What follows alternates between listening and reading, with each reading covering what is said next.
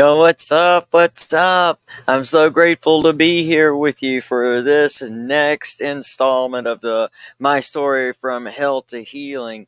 This is a series I'm just doing, taking apart all of the years of the last. Well, I'm in my 11 years of recovery now, and just taking apart these years and trying to extract the lessons and maybe be able to offer something to somebody that would hopefully help make your journey in some way, shape, or form. Maybe it'll help you where you are. Maybe it'll let you know, if nothing else, that you're not alone. Maybe it'll let you know that maybe some of the stuff that you're feeling is actually normal and that you're not failing in some, catastrophic way. I've got a real shaky internet connection tonight. I hope that it's going to hold up. We'll see what happens. The internet around here has been really, really weird. But I missed a couple weeks. I hope that you all haven't even given up on me even finishing this series. I really don't like when that happens. I don't like when I tell you I'm going to be somewhere or going to do something, and then for whatever reason, I just physically and mentally and emotionally can't. I'm growing through this year 11 and learning as as I go and as we speak. And in the new years, you're a new version of you. And so in the movement to the next version of you, then there's always more to go through. And in year four, it starts to become a little more clear how much more true control, eh, not even really control, because the control is to learn to let go. But anyway, that's some of the stuff that I became aware of and started becoming aware of and doing some really deep emotional healing on some really deep childhood things in year four. And so year four, the game really changed for me. And that's why I entitled this message, The Great Awakening, because that's when it happened. So I hope you're all still here. I appreciate you doing the things. I don't do a whole lot of promotion anymore. That used to be a big part of my my life, and so, but I just, as a business owner, a new business owner, and all the things that I'm learning and moving through in my life right now, familial and all the stuff, even becoming and embracing 50, because that's happening all at this same time in this year. With all of that, I really just don't have time, and my intention to keep it so purely motivated is that I hope that where this should go, it goes. And that if there's something here that you find resonance with, that you let me know about it. Let me know in the comments what your year four is like, or was like, or what your, whatever it is. You are welcome here to talk here in any way, shape, or form.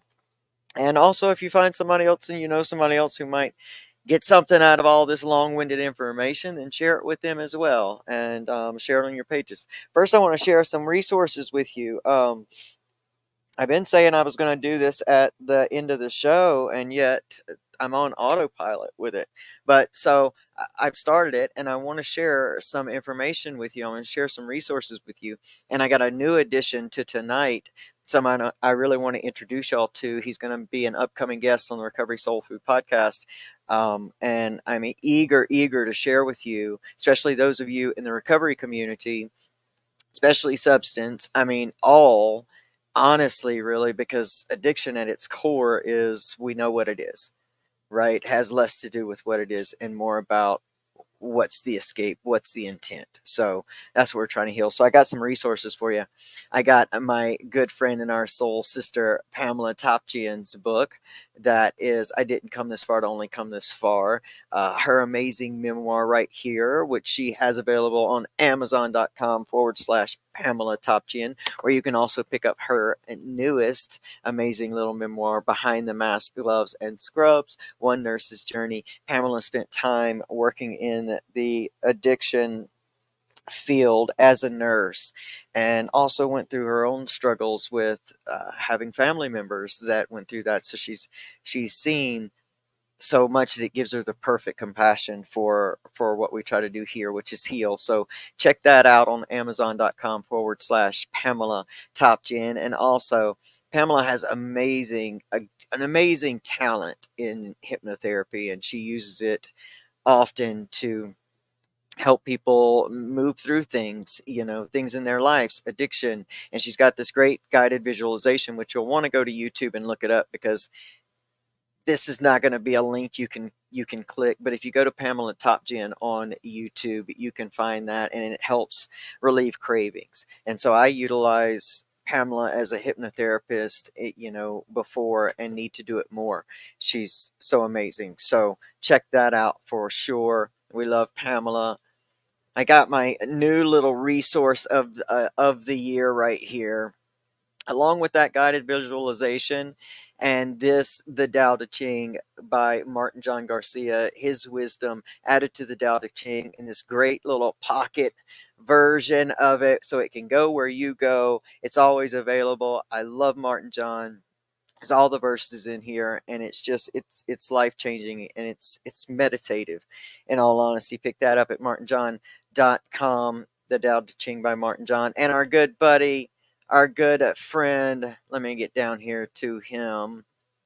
Our good friend Matty Jablonski wrote and published his Poetry of Change. It was an honor for me to get to pre-read Matty's book. It's an amazing book. It's such a unique and artistic style to tell an extraordinary story. So I love this. Pick this up, amazon.com/Poetry of Change. Let's show up for our brother. Let's show him how the recovery community shows up. Get those ratings and reviews in, and let's just let his book be one of the best in the category for the year. I'm really proud of him. I love that kid. The Poetry of Change on amazon.com. And I want to introduce you guys to a new resource, a new friend of mine, Patrick Allen Jones. He has this amazing website, and I urge you to please go and check it out. So much resonance with this guy. He's just an amazing human, doing amazing things, using a lot of movement to heal addiction.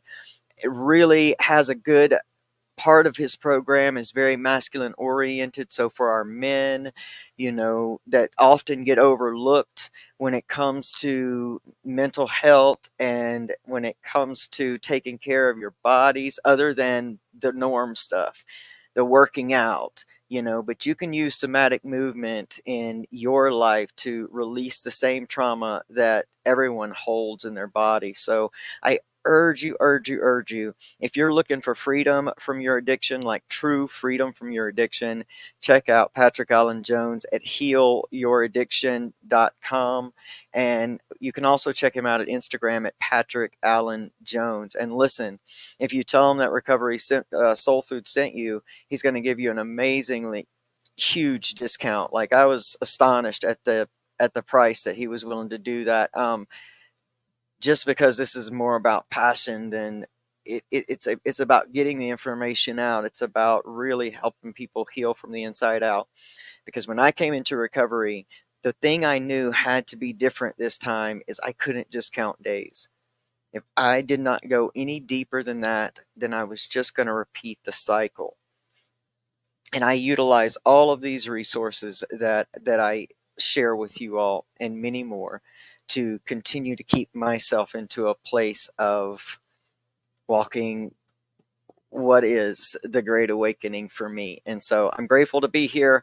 Thanks for letting me share all that. If you guys are ready to get into this episode, I certainly am. This is From Hell to Healing, year 4, the Great Awakening. Let's go.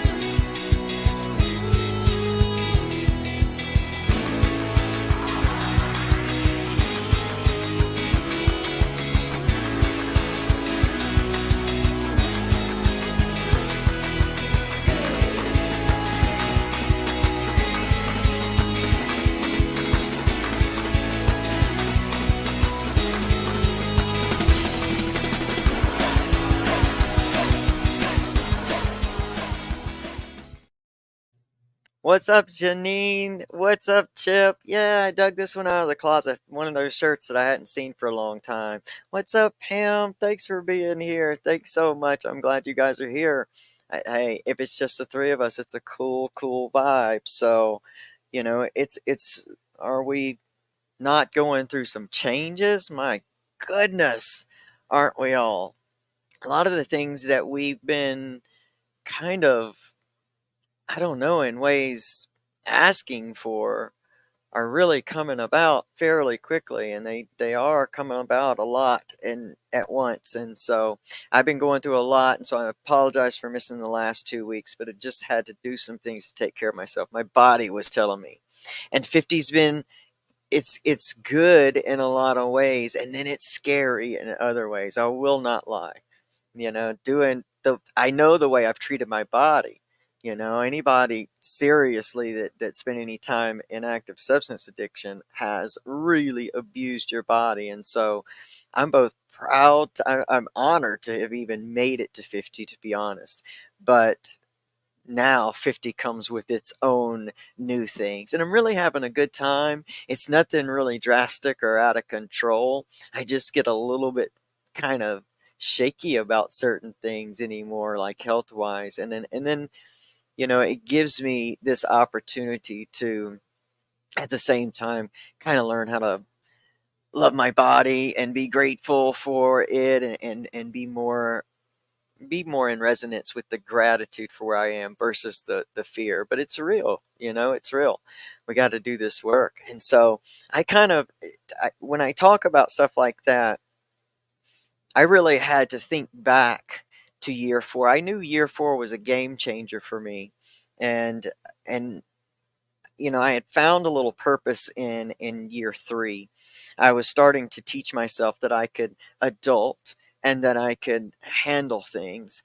And so as year four progresses, things just start, like I'm immersed in this purpose becomes like something, this light that I had never experienced in my life, something that I just never thought that I had. I thought, and not really thought, I believed that my purpose on earth must have just been to die in some tragic addiction death.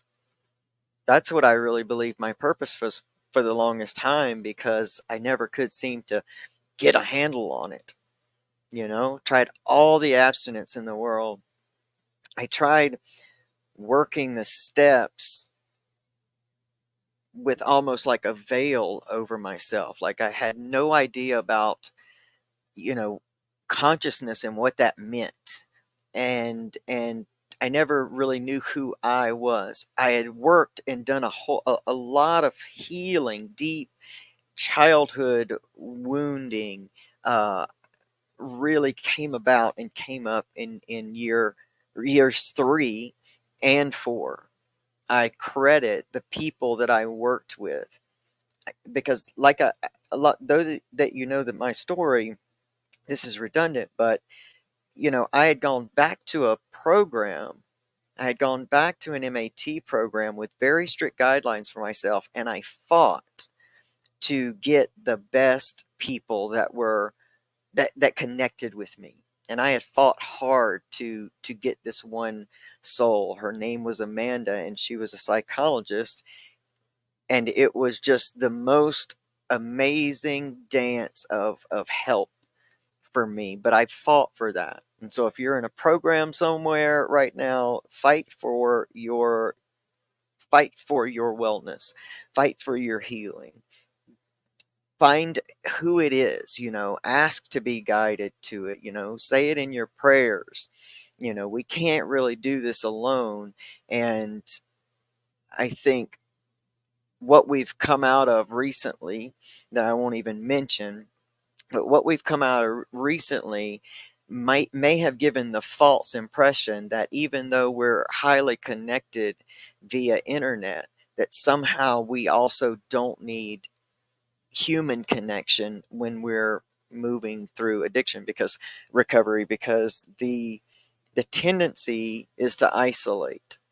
And the tendency and the comfort is to isolate, and we can slowly start to see the infection of that relapse coming, that moment where all of a sudden now you're dealing with this new stuff. But in year 4, I really started becoming conscious, and I really have been thinking, trying to think back of was there one thing that really kind of just opened that up. And I can't necessarily think of this one thing. I can think of a succession of a few things that brought me to this. And I know that when I started and I started really learning about the fact that we did have these like universal laws, and that I could see them working and it made sense to me. That was part of what began to open the door to an awakening of that I have some input. I have some options here. I'm not just cursed with this weird life that's destined to fail and destined to die early, that I can have input in how I choose to react to life, what stories I choose to tell myself about the things that I experience, good and bad. And in year 4, and it was really sharing this stuff as I was learning and integrating and putting these things in practice. It became super important, and uh, it, it it got a little bit popular. I was really dumbfounded that sharing on a boat dock about the things that I was currently walking through, because I waited until I was in year 3 to begin to share, because I just wanted to have something real to say. I wanted to have some real experience that I could concrete say, hey, I tried these things and this is what worked for me, and maybe it'll work for you. And so that was most of, year 4. All of that really picked up, and people started responding, and all of a sudden we just really had this community. And I went through some strange friendships in that year, and had a lot to let go of in that year. Had a lot of new responsibilities in that year. And when I think back on it now, it was probably one of the best years. I came to a lot of realizations that year. I did a lot of healing, as I spoke about earlier, on a lot of old childhood wounds. Um, Dealt with, some having to put some of that to death with physical death of someone. There was so much of that, and yet, I was still feeling called, even in that year, to step even more authentically into my own self. And 4 years in recovery, as I look back on it, really wasn't very much. It really wasn't very much, it seemed to be going through the intensity of the things that were happening, because while there was a lot of good happening, I was also still losing my wife to this deep dark depression, and our family was changing drastically. And sometimes, and the reason that I would end up, of course, if I tell you that, then I'm basically telling you year 6. But that was one of the reasons that I had to give up doing it so much, because I started to notice and become conscious of that it was becoming something that, where I was needing partly of that validation to know that I was still okay. And it just became, I won't say, it didn't become disgenuine by any means. It didn't become that, but I started getting frustrated. I started not running to do it the way I had been, because I was just going through so much, and I was trying to deny all that and use this to replace that. And so But year 4, I started being able to become conscious that I had a choice, that I did not have to continue to experience the misery that I had given that was my life at that time, just constant. And I started realizing that I could really utilize really easy things like, and here comes the cliche, brace yourself. You know what I'm going to say already. All three of you know. I'm going to say gratitude just became such a massive practice in my life. And this would also be the year that I would have this huge realization about forgiveness and what it really, really meant. And I don't know if I said this in the last one, it being year 3, but it really wasn't. It was year 4 when I all of a sudden I was listening to a lot of Joyce Myers at the time because I was still early and very much had had turned to what I knew as a religious kind of a space, but at the same time it was just I've always been intrigued with Jesus, and so it was just really that. And so I was in that space, and I was listening to a lot of Joyce Meyer and a lot of her one of her biggest themes, and I'm grateful for it because that also helped me become more conscious of the fact that I could have some control over my how I experience my life. And the first time in my entire life, only remembering the misery of the story that I told myself over and over and over and over and over again, that I was just living out this this meager existence in massive addiction, just in massive hurt. And so I started utilizing gratitude and forgiveness. And all she would talk about was gratitude and forgiveness and gratitude and forgiveness. And the day that it finally made sense was the day she said the line that we all know. What is it? Something about unforgiveness is like me drinking poison and hoping that the other person dies. And for whatever reason, it made sense to me that I carried my molested story in my head all the time. I carried my different story in my head all the time.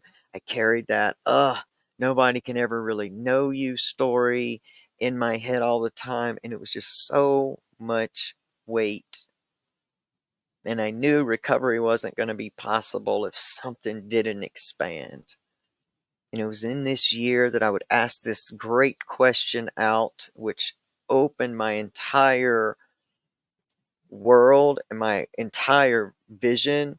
Was I started to feel a bit constrained in the religious setting that I was in, and I wanted to know more about relationship, more about, who God was.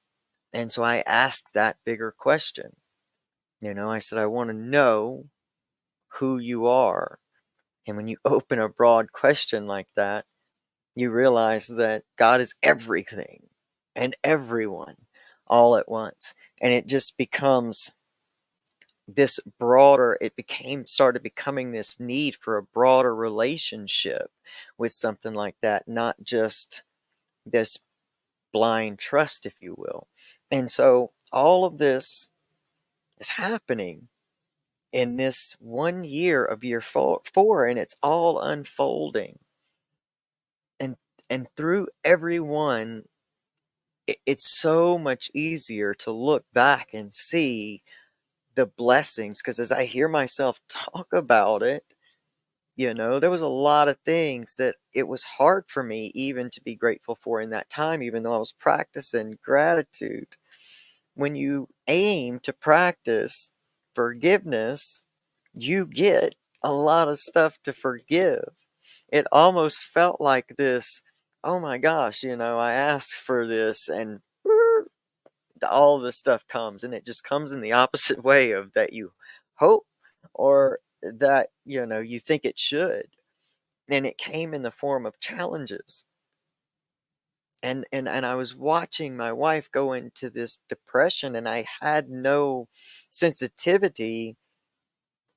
I tried with it, but I had no sensitivity because the way I deal with things and bounce through things is different than her, and I did not have any sensibility to how to stop what I saw happening from happening.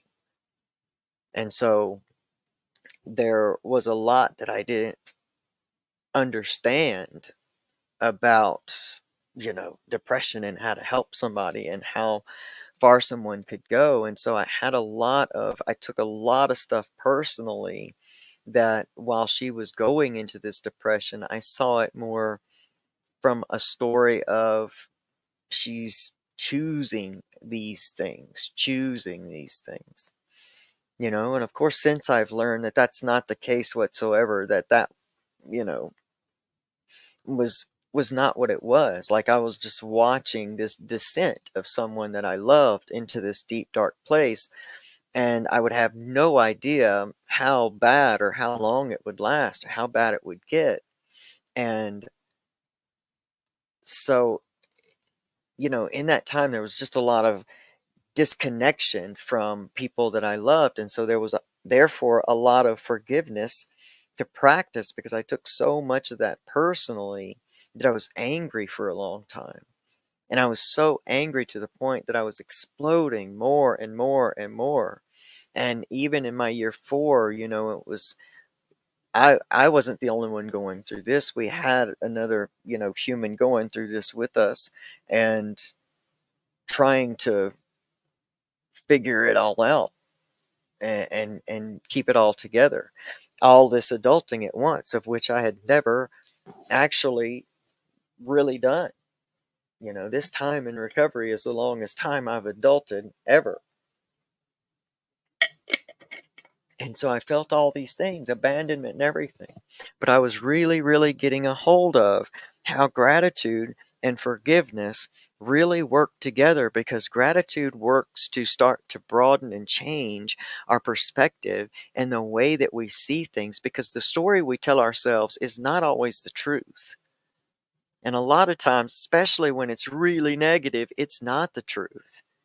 It's not the truth. That's a head truth, but our heart truth is something completely different. And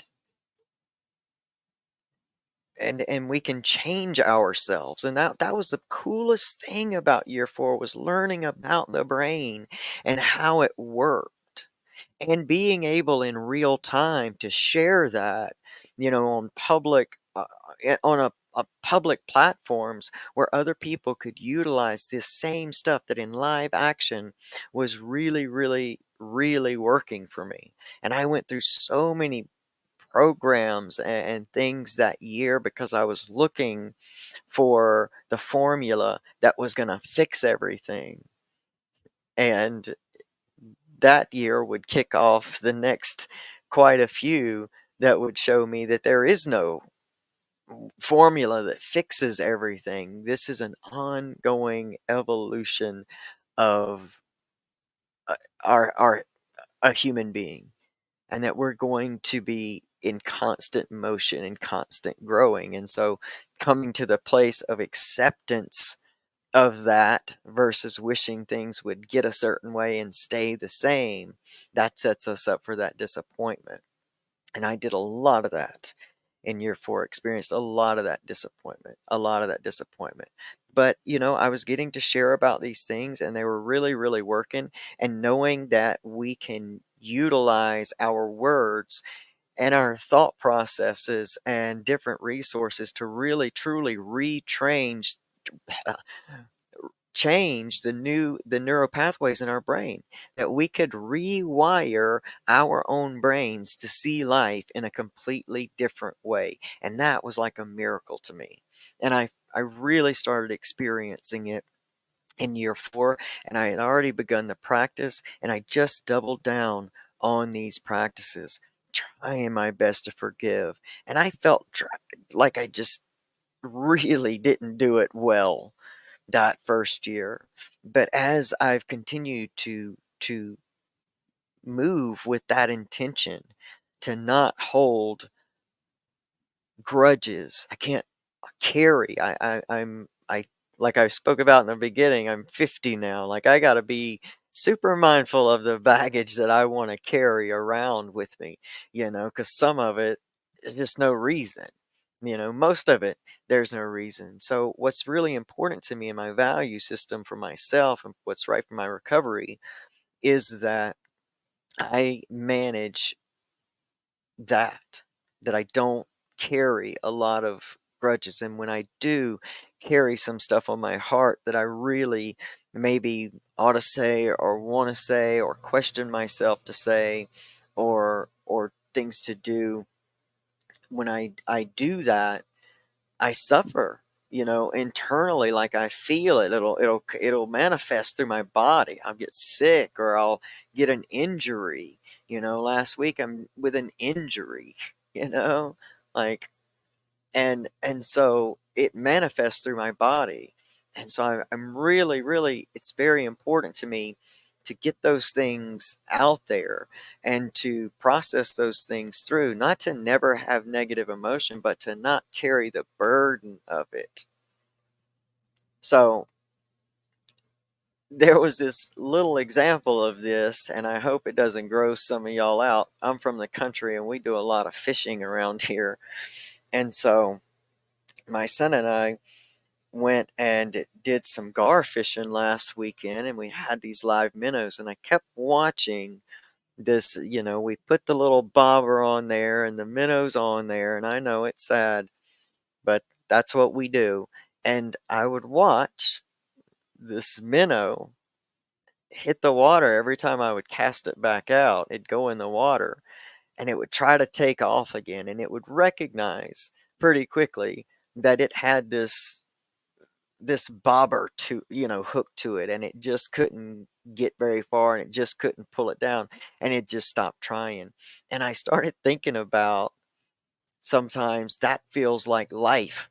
Like every day you're thrown out there and you realize you still have this weight that you're carrying, and so you want to make your goals, and you want to do be the best version of you, and you want to do all the things you think you should be doing, and yet the baggage and the unforgiveness and the stories are what's weighing you down. And so you'll start out real good and then it'll just lose its momentum.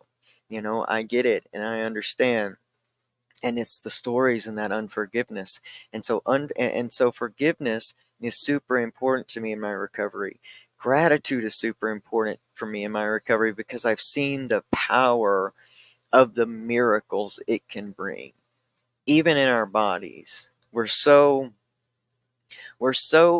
programmed to recognize every single thing that's wrong with us and rarely ever give thanks and be grateful for the places on our bodies, whatever it is, no matter how small it is, how we're grateful for it and how it is properly working, and being just thankful that you are in this vessel and that you're evolving and becoming in this life, and that everything that it is that you are working for or working towards or in alignment with is absolutely going to become in your life if you continue to just keep moving forward and if you keep evolving and moving.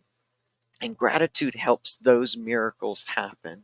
The way I see life today is so drastically different than it even was in year 4, when I really started becoming aware of all this, when I really understood the power of these practices. And it doesn't matter what kind of practice you put it into, it's just getting it in. It's just getting it in. Don't go to bed at night with a bunch of unforgiveness on you. Examine the stories. Utilize resources in your community. If you need a therapist to help you work through that stuff, or a spiritual teacher, or, a hypnotherapist to help you work through that stuff, then look up your resources in your community. Reach out for everything that will help you, because this is the work and this is the part of now becoming whatever you define the best version of yourself is. It should not be defined by somebody else. It should not be defined by 3-minute or 1-minute videos that we see or post. It should not be defined by anything other than the fact that you are an expression of an amazing, like huge creator, which have been endowed with so many amazing gifts. You're a miracle in and of itself. And here you are. You're a miracle. And so when we start to live by the practices of gratitude and letting go of unforgiveness and being awakened to the fact that we can change our brains, we can change our consciousness, we can become aware, and we can tell ourselves new stories, stories that bring us joy, stories that make our lives seem easier, stories that help us have the greatest experiences. And becoming that is you becoming your authentic self. This cliche term that's now so overused and watered down, your authentic self is coming back home and in alignment with that in which created you, and having these experiences and giving back and just being a human that you are proud to be. I think that's the most valuable thing to me today. By all of these, years in recovery, the most valuable thing is that I'm a human being that I'm proud to be, that I have no criticizing of, because I've tried to learn to stop doing that as well. It doesn't help. I'm trying to just be accepting of myself, and this is where I am, and move along with it and move through life. And I think that's going to be my theme for, year 11. But anyway, no matter where you are, I hope that maybe something here resonated with you, and that maybe would just possibly help you along your journey. Maybe you will suffer 1 second less than I suffered, because I share about this stuff because I tried to do it all by myself. I tried to find the perfect formula. I tried to find all those shortcuts, if you will. And there are some resources that really, really help shorten the time. I love NLP. I love hypnotherapy. I love movement, the body movement. I love, getting to do the kind of job that I do every day because I'm moving my body. I love all of that. I love my resources, my books, that it's it's most important to me that I can be someone that I love, and I'm creating the life that I love all the while, doing that. So I hope you found something out of this. If you did, please do all the stuff that you gotta ask you to do. You know, if you guys feel led to share it out, that's great, and I'm honored. But like I said, I don't do a whole lot of promotion at this time, just right now, because I I don't have a lot of time. I don't have a lot of extra energy. I couldn't get as much out as I do if it wasn't for my soul sister, Pamela. I'm telling you, I couldn't even do it without her, because I, I just, I'm running a business for the first time this year with employees. I did my own thing last year, but this year it's kind of more official. We're on some big projects, and all the stuff I ask for is coming in, and it comes in fast and in a hurry, and it can get overwhelming. And I'm working through it. I'm working through it. So wherever you are, work through it. I pray and send you my prayers and my love. We can pray and send love to our sister Pamela too, going through some of her little health thing. Glad to know Chip Dip's better. Yeehaw, buddy. I'm glad to hear of that. And if you're out there in the community and you need prayer, just, or send people to send loving energy, put it in the chat. Put it in the chat. No judgment here. Everybody here to to grow. That's what we do here. So I love you guys so much. For all the people that I can't see and people that watch this on the replay, thank you so much for spending this time with me. I hope it helps in some way. I want to thank y'all for letting me share. I love you guys so much. Hopefully I'll be back next Saturday. I'm going to play it by ear, but yeah, year fire takes a turn. It's a weird time. So join me next time for From Hell to Healing Part 5. Have no idea what the title's going to be yet because I'm still trying to really go back and really understand the themes. It's helping me too. It's helping me integrate this stuff in. So I want to thank y'all. All right, till next time, you know you can get up from your give up and you can create a life you love. I'm living proof and I love you. I'll see y'all next time. Bye.